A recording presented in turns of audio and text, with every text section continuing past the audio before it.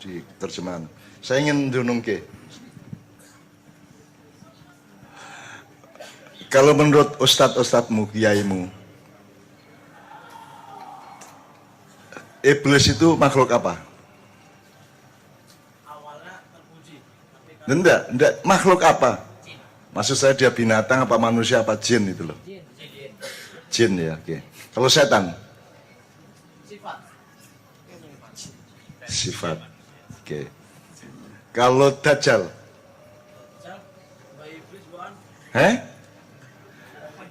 Besok tanya, dajjal itu apa? Jin apa manusia? Cuma dua itu. Kalau enggak jin manusia, karena pelakunya cuma dua itu. Jadi yang pinter nyetani makhluk Allah itu hanya jin dan manusia kan gitu. Jadi siapa produser setan? Siapa yang sering menyebar setan? Manusia atau ternyata gitu. Jadi Anda jangan bilang dasar setan, dia yang nyebarkan setan, dia bukan setan. Jadi kita ini yang nyebarin setan. Setan itu tidak berupa makhluk tapi berupa frekuensi, resonansi, broadcast, buzzering dan seterusnya itu Mas. Jadi itu setan itu bukan makhluk. Setan itu adalah resonansi apa? Kalau di dunia maya apa jenenge? Gelombang. Ya gelombang, frekuensi, sinyal, pokoknya yang membawa yuwas-wisu tadi itu kemana-mana gitu ya, seluruh dunia globalisasi. Jadi sekarang Facebook, Twitter, Instagram itu bisa yuwas-wisu dalam arti baik, bisa yuwas-wisu dalam arti buruk. Sekarang selama ini menurut Anda, menurut Mark Zuckerberg sendiri, menurut penciptanya, ya itu baik apa buruk efeknya? Banyak buruknya karena Mark Zuckerberg mengaku bahwa saya tidak pernah memperhitungkan rapuhnya jiwa manusia, betul enggak? Itu yang bikin sendiri loh. Jadi, nah sekarang kan kita ini ikut yuwas-wisu setan atau yuwas-wisu malaikat. Jadi kalau malaikat apa, Mas? Makhluk apa bukan? Makhluk. Bagaimana kalau ada kemungkinan bahwa setan itu berposisi seperti setan? Cuma dalam sisi yang positif. Dan malaikat itu ya. Malaikat itu dari kata mana? Malik, malaka, yamluku. Kalau malaikah itu kan apa? Sebaran atau tool of muluknya Allah.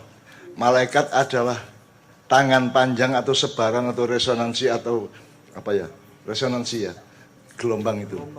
Frekuensi dari kekuasaan dan kasih sayang Allah. Karena Allah itu ya cinta ya kuasa ya cinta kan gitu. Jadi malaikat itu adalah yang merupakan gelombang diperpanjangkan oleh Allah, di tangan panjangnya Allah. Jadi dia bukan makhluk. Meskipun dia bisa menjadi makhluk untuk keperluan tertentu, misalnya datang ke Rasulullah sebagai Jibril. Sama dengan iblis juga datang ke Rasulullah kan sering toh. Kadang-kadang berupa orang tua, kadang-kadang berupa siapa-siapa, kan macam-macam mereka.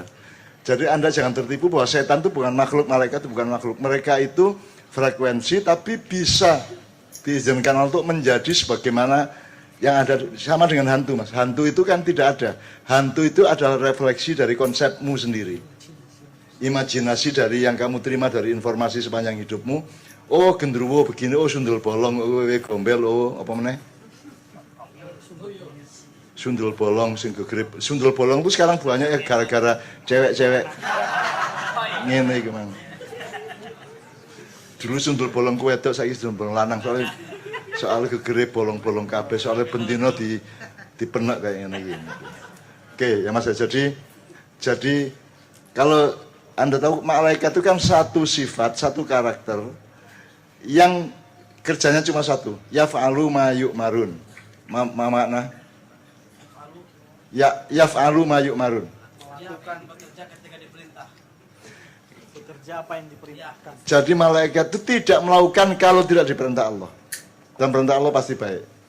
Jadi malaikat tidak punya inisiatif, tidak punya free will, tidak punya kebebasan seperti manusia. Kalau manusia itu boleh apa saja kan dia makhluk. Cuma dia dikasih alat untuk memilih. Kalau malaikat tidak perlu milih. Pokoknya dia disuruh gini-gini. Suruh menyangga aras, sangga aras. Suruh melempar iblis, lempar. Pokoknya dia yaf'alu itu melakukan mayuk marun apa yang diperintahkan oleh Allah. Hanya itu tok kerjaan dan tidak boleh mengerjakan yang lain. Kalau kita kan boleh. Kalau kita kan ada boleh, ada harus, ada wajib, ada boleh, ada sakarepmu, ada tidak boleh, ada haram kan itu kan. Ada 5 kan kalau kita manusia ini. Wajib, sunnah, halal atau mubah, terus ada Haram. makruh, ada haram gitu kan.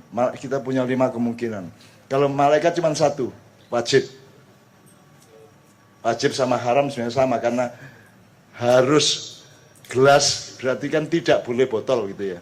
Sama-sama. Jadi itu berdiri dalam satu kesatuan antara haram dengan wajib itu gitu. Nah, jadi sekarang jelas ya. Jadi besok tanya sama dosenmu, sama rektormu, sama dekanmu tentang ini ya. Karena untuk manusia modern semua tadi itu kan khayal toh. Tidak dicari beneran toh. Betul? Dianggap halusinasi kan gitu kan. Setan halusinasi, hantu halusinasi gitu kan. Ketika mereka ngomong itu hantu, iya, itu halusinasi, itu ada refleksi subjektif dari pengalaman budaya konsepmu gitu. Misalnya kamu dari kecil dikasih tahu ada gini, suatu hari kamu ngelihat apa, yang muncul adalah refleksi dari pikiran, memorimu sendiri, kan kamu menyangka itu genderuwo gitu ya.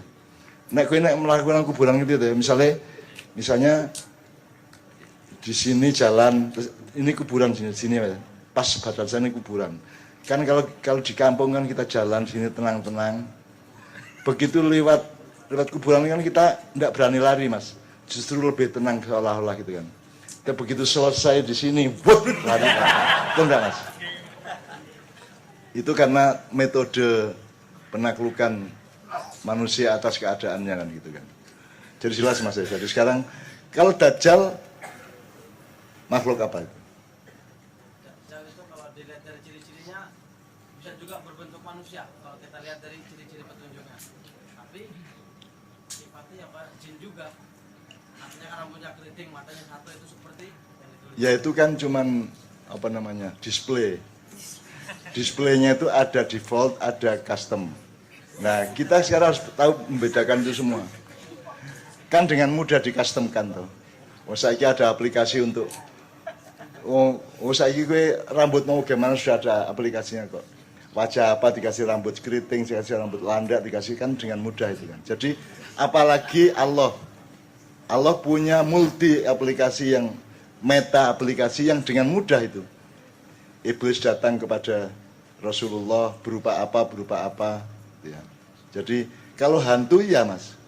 Tapi sekarang kalau Dajjal itu yang jelas energinya dan pengaruhnya sangat kita jalani, sangat mempengaruhi hidup kita, peradaban kita, negara-negara kita dan seluruh yang kita lakukan di dunia global ini sekarang itu sangat besar peranan Dajjal. Kan Dajjal itu kuncinya mas. Dajjal itu pokoknya mengumumkan, mempengaruhi manusia yuwaswisu tadi untuk supaya berpendapat bahwa kalau itu surga padahal neraka. Kalau itu neraka padahal surga gitu. Jadi dia membalik pengetahuan atau algoritma intelektual dan emosional manusia untuk terbalik. Jadi kamu sekarang ini saya tanya, kebanyakan manusia ini kalau lihat pembangunannya, lihat perilakunya, lihat polisi-polisinya, lihat medsosnya itu, kira-kira cocoknya itu orang pada rame-rame masuk menuju neraka apa surga? Menurut Anda? Kalau lihat medsos, kalau lihat berita-berita, lihat perilaku pemerintah, lihat kiri kanan, kira-kira nih utamanya mereka itu menuju surga apa neraka? Neraka, gue bisa ngomong ya. Saya tidak mengatakan itu benar seperti itu, tapi itu menunjukkan bahwa manusia itu tidak pernah mempelajari secara seksama surga dan neraka. Itu pun kemudian dia ditipu atau diyuwaswisu oleh Dajjal. Dajjal itu memang kerjaannya untuk membolak. Jadi sekarang kalau kamu masuk kampus, kamu harus peka terhadap Dajjal. Peran Dajjal di omongannya dosenmu itu, yang Dajjal yang mana, yang bukan yang mana itu. Anda harus peka itu. Karena Dajjal kerjanya itu mas. Cara berpikir sekarang kan banyak orang baik tidak diakui karena tidak segolongan.